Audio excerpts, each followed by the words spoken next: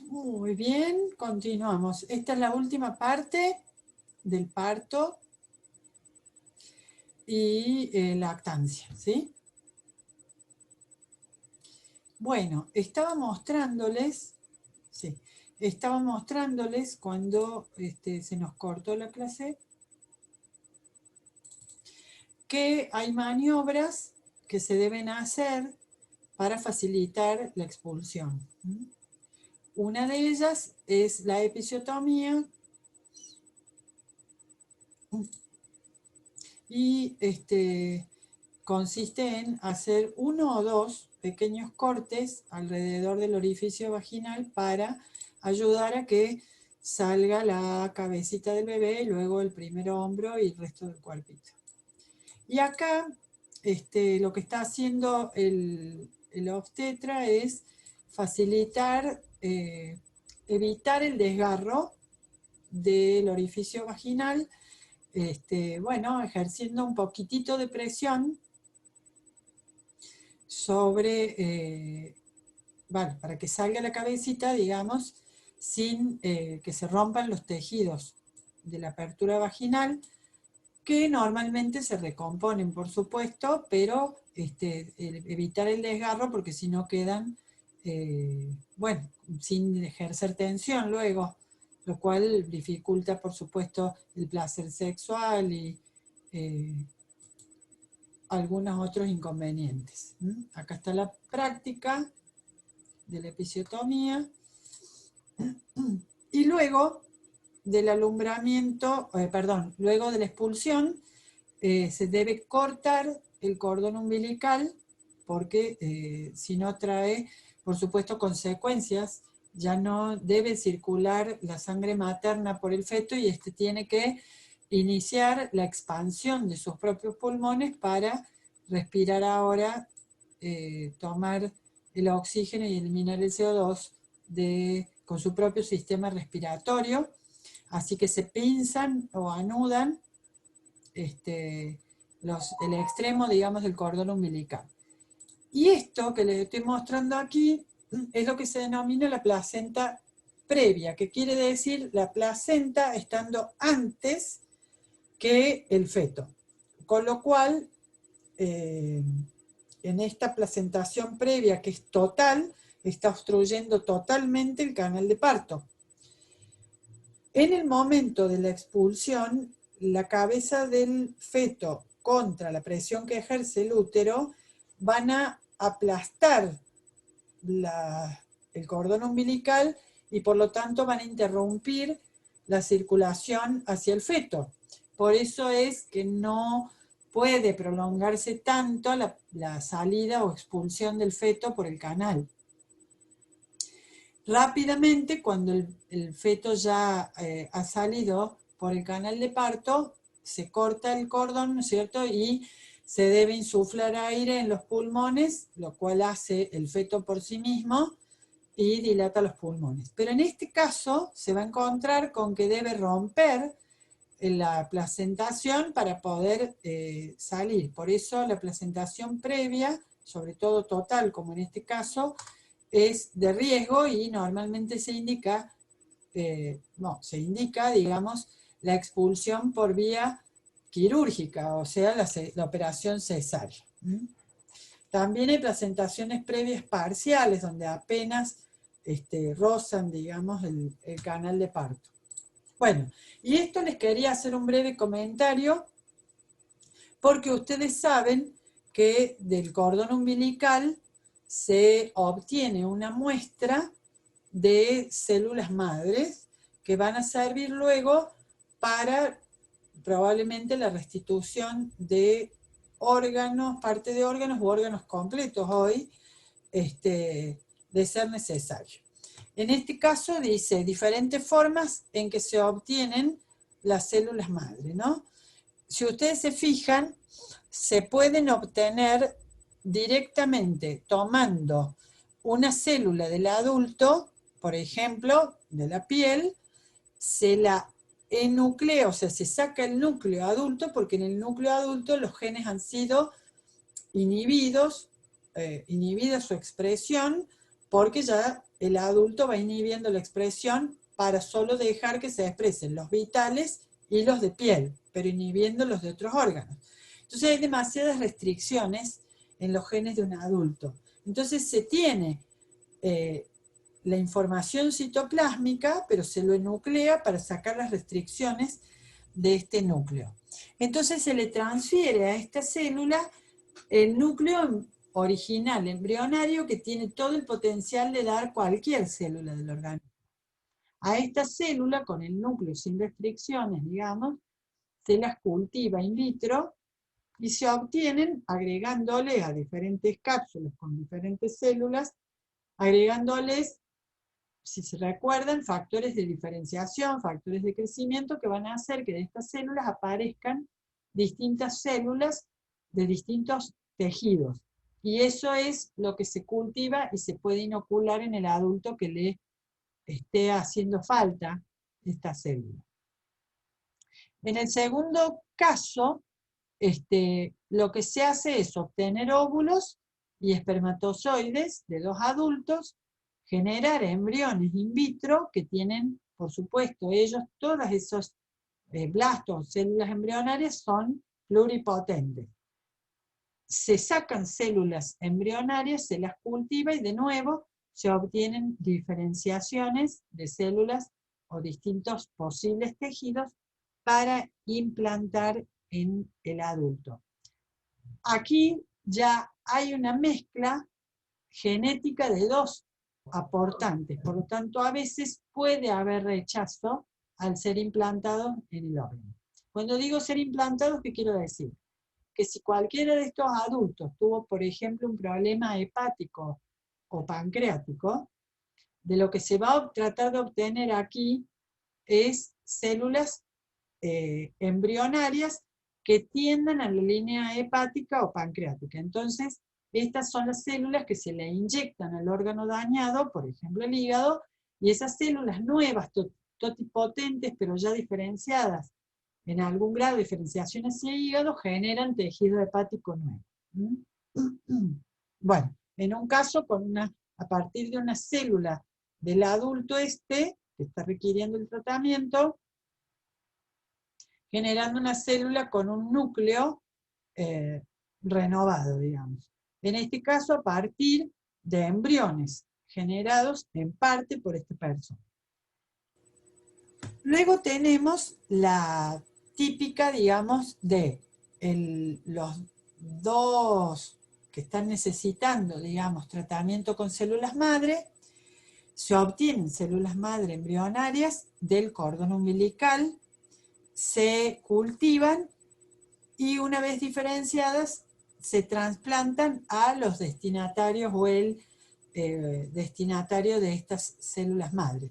En este caso, lo que obviamente deberíamos tratar es de que de cada feto guardar células madre isógenas, o sea, de su propio cordón umbilical cuando era feto, para no generar ningún tipo de rechazo porque van a ser células propias.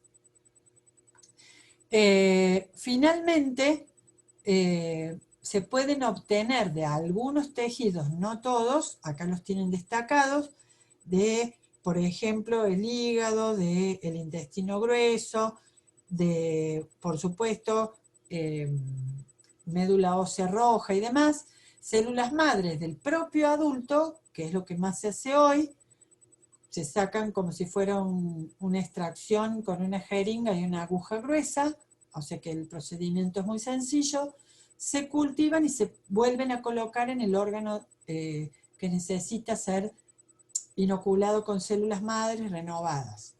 Esto es lo que más se hace y está dando muy buenos resultados.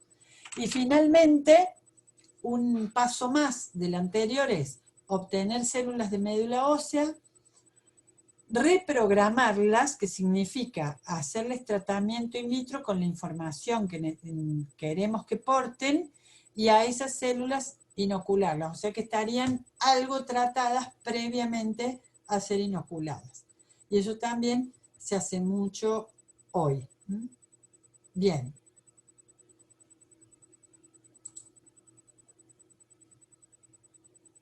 Volvemos entonces a nuestra presentación original, donde luego del alumbramiento tendríamos que decir, bueno, ¿cuáles son las regulaciones que tiene todo el trabajo y el parto en sí?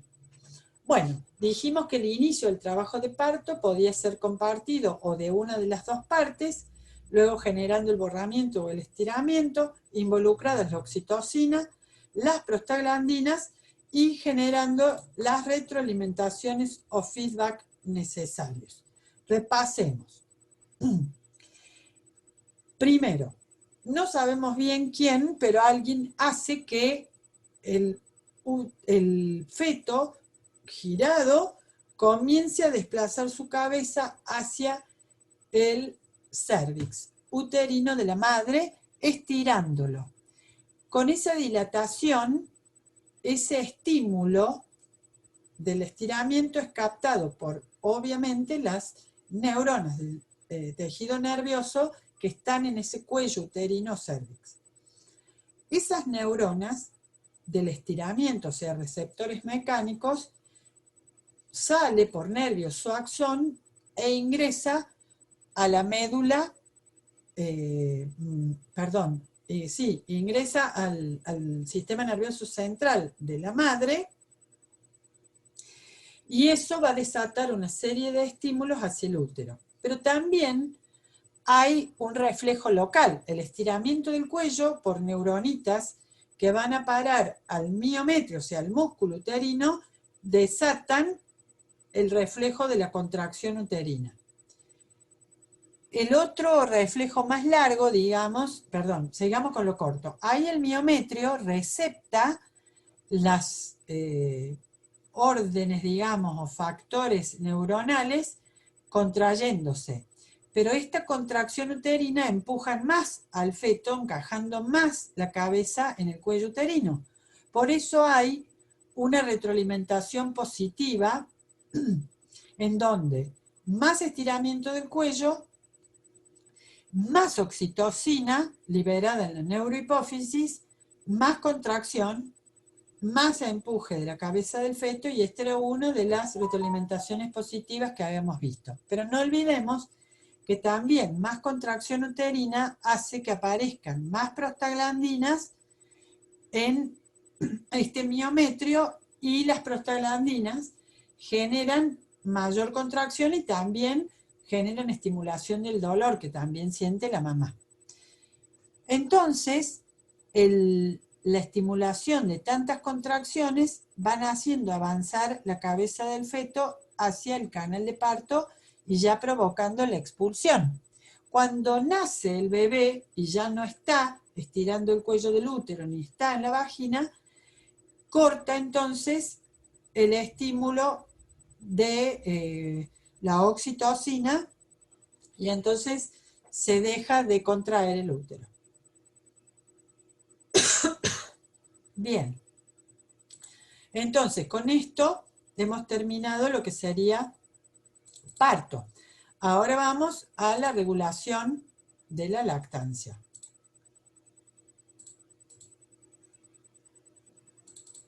Muy bien. Nosotros sabemos que en cada ciclo hay un aumento de la FSH que luego genera entonces un aumento de estrógenos. Los estrógenos sobre la mama actúan sensibilizando a las células de la mama, o sea, preparándolas para que se desarrollen los núcleos o acinos o alvéolos de células mamarias que van a generar la leche. Pero esto vuelve atrás, ¿no es cierto?, cuando no hubo fecundación y no hay embrión en el útero, porque comienza la fase lútea y entonces se vuelve atrás este fenómeno en la mama porque bajan después los estrógenos y entonces no hay embarazo y entonces vuelve para atrás. Por eso algunas mujeres lo sienten en las mamas y sienten cómo las mamas se hinchan y luego se deshinchan en la fase lútea. Vamos a compartir entonces, cierto, bueno.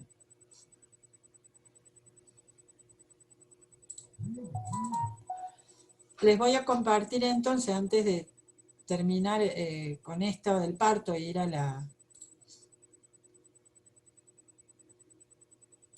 la fase de lactancia, este videito. ¿Lo ven ahí? Bueno, ahí están las contracciones, el borramiento del cuello del útero, ahí de nuevo el borramiento, coronamiento, se ve la cabeza desde la vagina, avance por el canal de parto, dilatación de la apertura vaginal, si es necesario maniobras, giro un poquito de la cabeza, rotación de todo el feto para aparecer el hombro, el primer hombro, luego el otro, sale el resto del cuerpito, fin de la expulsión e inicio del alumbramiento.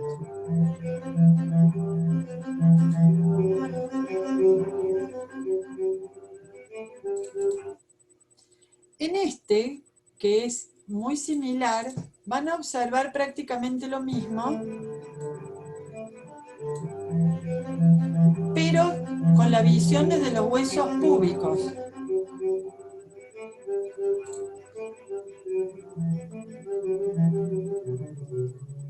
Cómo gira la cabecita, se acomoda, y una vez que aparece la cabeza, rotando todo el cuerpo para salir.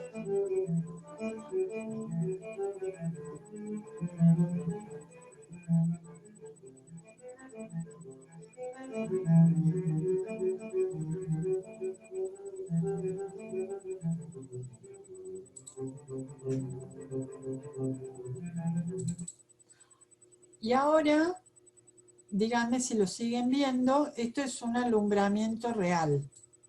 Ya salió el feto y las contracciones han expulsado la placenta, que ahora se la examina para ver, miren, la diferencia entre las dos caras. La cara fetal, lisa, brillante, donde se ven los alvéolos. Ahora ahí, y se ve el cordón umbilical al centro, y la porción o cara materna, vinosa, sanguinolenta. Bueno, ahí va de nuevo. Cara materna.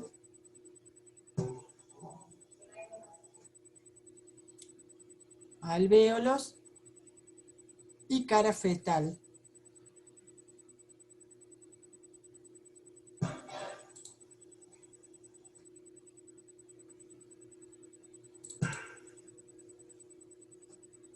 Bueno, y este es un parto natural.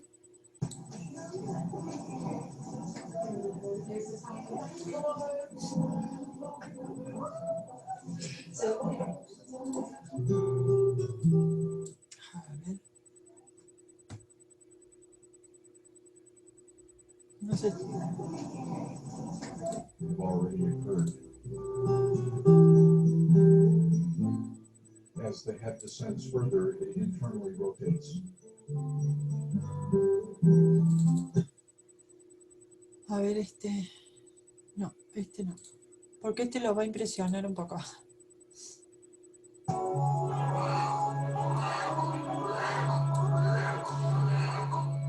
No sé si lo ven ustedes, yo no estoy viendo acá. No. Bueno, lo voy a cerrar entonces.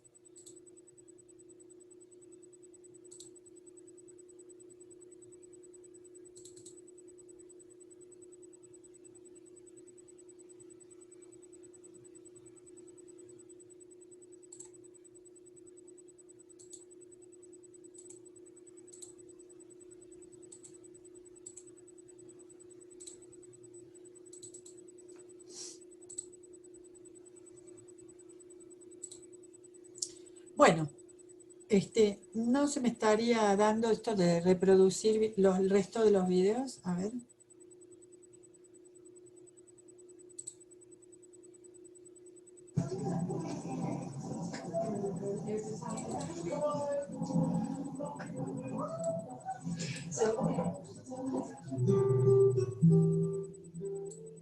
She holds her breath and bears down. Está en trabajo de parto, esta mamá parturienta.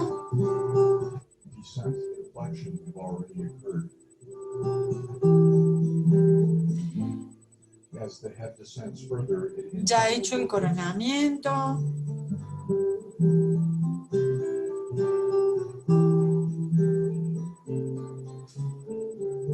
Bueno, mientras tanto, cuando el proceso del trabajo de parto no termina felizmente, digamos, en forma natural, obviamente se coloca un inductor. La madre generalmente, si está hospitalizada, se le ha puesto una vía, y una de las hormonas que se ha solido usar como inductor es la oxitocina, y se van midiendo los centímetros de dilatación del cuello hasta el borramiento, ¿no? Entonces, eso es lo que se suele mencionar: tenés 4 centímetros, cuando tengas más volvé, porque son los centímetros de dilatación del cuello. Bueno, está en la fase de expulsión. Ahí está la maniobra para evitar el desgarro, para que la cabecita no desgarre. Ahí está apareciendo. Esto es un milagro cada vez que ocurre realmente. Ahí está sacando el cordón que lo estaba ahorcando, o lo iba a ahorcar al feto al salir, al bebé.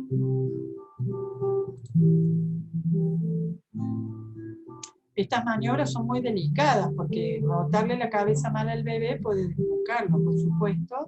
Así que bueno, son solo ayudas que generalmente se hacen, pero muy suaves. Ahí apareció el hombrito y el resto del cuerpo. Ahora se corta el cordón, por supuesto, y se espera el alumbramiento o salida de la placenta, y se lo observa, ¿no es cierto? Mientras normalmente otros se encargan de chequear el estado fetal. Bueno, vamos entonces ahora al tema de la lactancia, así cerramos ya estos temas. Vamos a compartir. Esto ya está como un poco charlado, así que vamos a ir rapidito.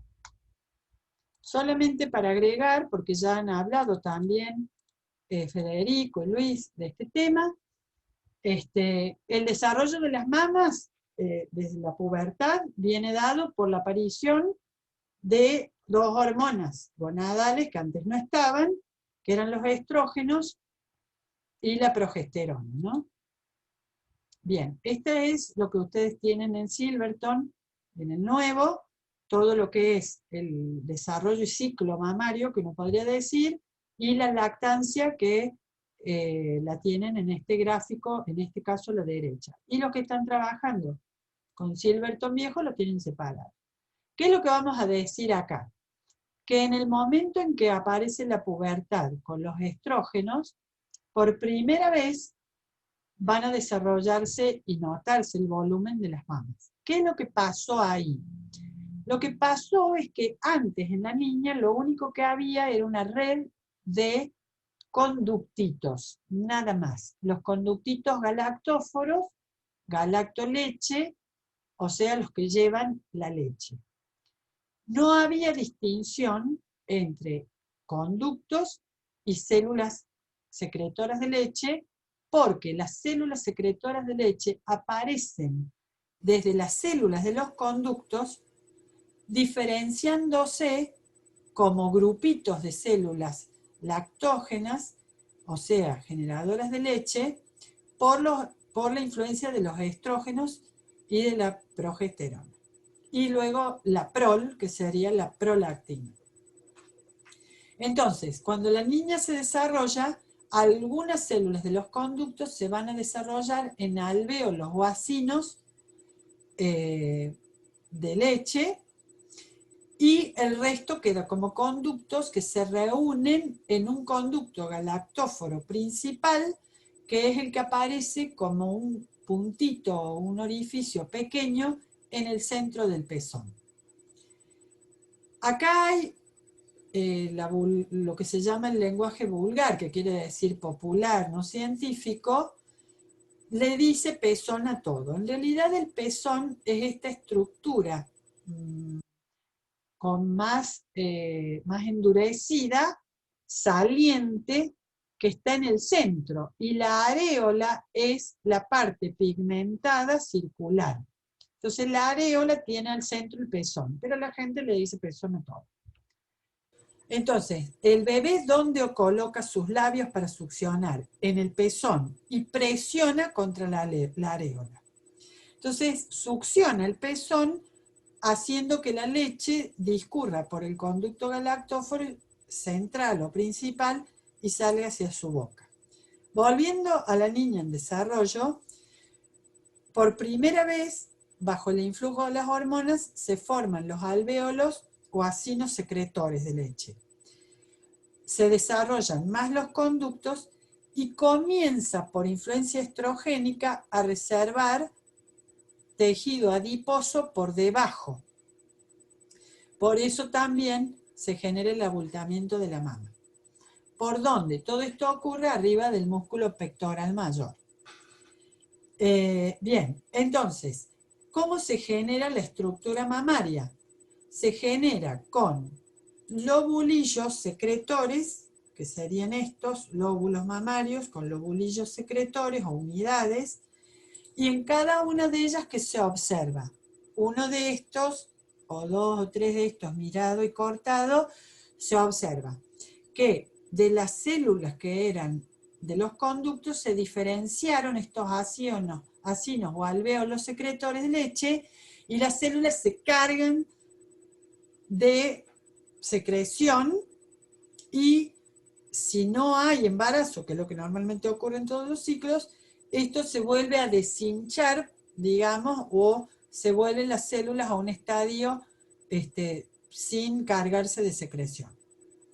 Hay otra cosa para observar. Cada uno de estos acinos tiene un conductillo secretor por donde liberan la secreción, que van a un conducto mayor, y estos se reúnen en el principal. Otra cosa para observar aquí es, por fuera de cada acino hay como una red de células que se llaman mioepiteliales.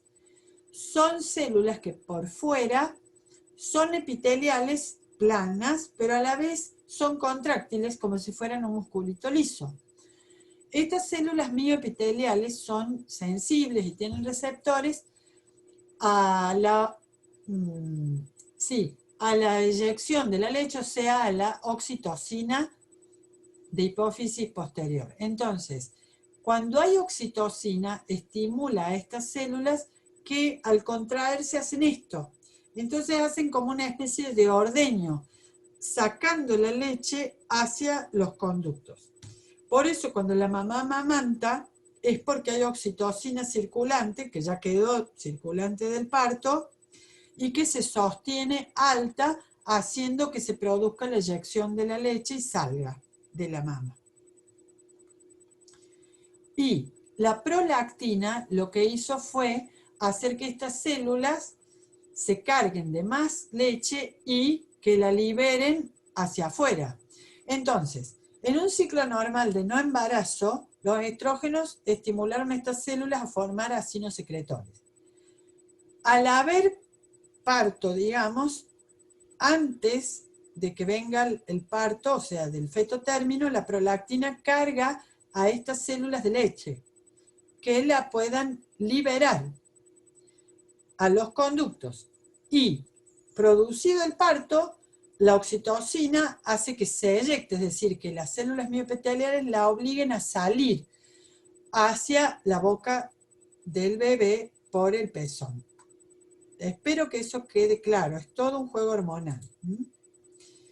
Bien, entonces, dice acá, la lactación, que es que la mamá pueda secretar la leche hacia el bebé, tiene que estar modulada por prolactina, que va a hacer que las células produzcan leche materna. La oxitocina, que haga que la eyecten hacia el bebé. Pero para esto tiene que sostenerse, porque si no hay bebé que esté succionando, se va a inhibir el reflejo, la oxitocina va a caer y la mamá va a dejar de producir leche. Entonces, en concurso, como se dice, tiene que estar la succión de un bebé en el pezón materno. ¿Por qué? Porque el pezón succionado por el bebé desata el reflejo,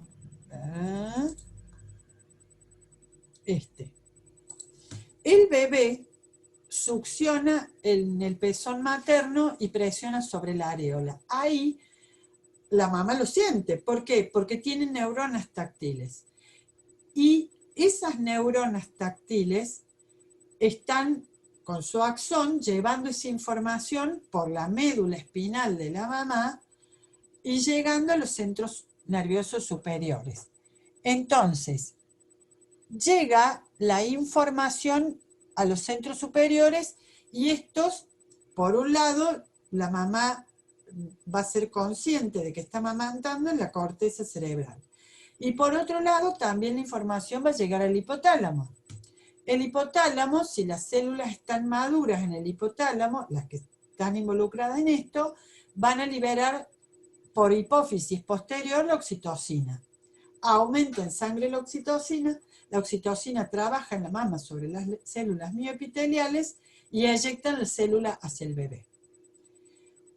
Por otro lado, la succión desató que también ese mismo reflejo generado en el sistema nervioso, aparte de estimular el hipotálamo para la oxitocina, estimula parar en el hipotálamo la liberación del PI, que era la hormona inhibidora de la prolactina. Recordemos que todos estamos inhibidos de lactar por el PI. O sea que lo que hay que parar es esa inhibición. El bebé al succionar también hace que se inhibe el circuito del PI o inhibidor, y al bajar el inhibidor PI se suelta la liberación de prolactina desde la hipófisis anterior. Entonces, sacada esa inhibición aparece la prolactina. O sea, todos estamos inhibidos de prolactina hasta tanto seamos mujeres que hayan parido. Entonces ahí aparece la prol. ¿Y la prolactina qué hace? Va a estimular la producción de leche en la mama. Entonces, prolactina alta y oxitocina alta aseguran el amamantamiento del bebé, pero para esto tenemos que amamantar al bebé. Estas mamás que se van a trabajar 8 horas por día, si no se sacan leche, no tienen el circuito neuroendocrino de estimulación del bebé. Entonces se les corta la leche, o sea, deja de bajar la leche, dicen. ¿Por qué? Y porque si no hay estimulación en la mama, este circuito se corta. Hay otra estimulación importante, aparte de estos mecanorreceptores del bebé succionando, que son estímulos auditivos o visuales, que son ver al bebé con la boca abierta con hambre, o auditivos que el bebé llora. Esto también asegura el circuito. De hecho, se observa que hay mujeres que han adoptado un bebé o lo han recibido en guarda y sin haber tenido parto los han podido amamantar. ¿Por qué? Porque el solo hecho de los estímulos del bebé han desatado estos circuitos, inhibido el PI y por lo tanto con la PROL han podido lactar. Muy interesante eso también. Entonces, nos volvemos un poquito para atrás y decimos, entonces, hay que inhibir a la hormona inhibidora de PROL para que salga prolactina para producir la leche, que en concurso con la succión del bebé refuerzan el mecanismo inhibidor del inhibidor de prolactina, apareciendo prolactina para que haya leche. Y en el mismo reflejo, la aparición de la oxitocina para poderla eyectar por los conductos. Si esta parte no anda bien, tenemos dos mamas gigantes así llenas de leche y la mamá dice no sale la leche, que es probablemente un problema en este circuito de eyección. Bien. Con esto, entonces, termina el circuito de la lactación. Pero vamos a agregar qué pasó en la madurez sexual, que fue que las mujeres tenían su menarca, que aproximadamente va desde los 8 hasta los 14 años, aparición de la primera, del primer ciclo, y por lo tanto la primera menstruación, desarrollo de los caracteres secundarios como el vello púbico y la aparición de las mamas maduras o que están en maduración por estos estrógenos, ¿no? En cambio en los varones, el vello púbico, el engrosamiento de la voz por las cuerdas vocales más gruesas, la barba y demás. El cambio también en la forma del físico en ambos.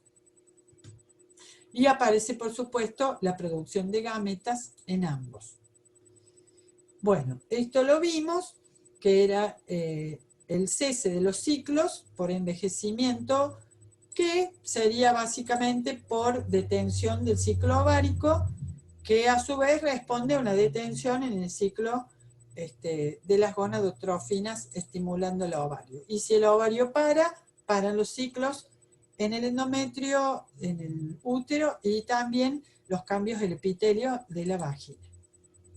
La andropausia, dijimos que era la detención de, más bien que detención es la disminución de la actividad en las gónadas masculinas, que por lo tanto traen aparejada una disminución en la testosterona y demás.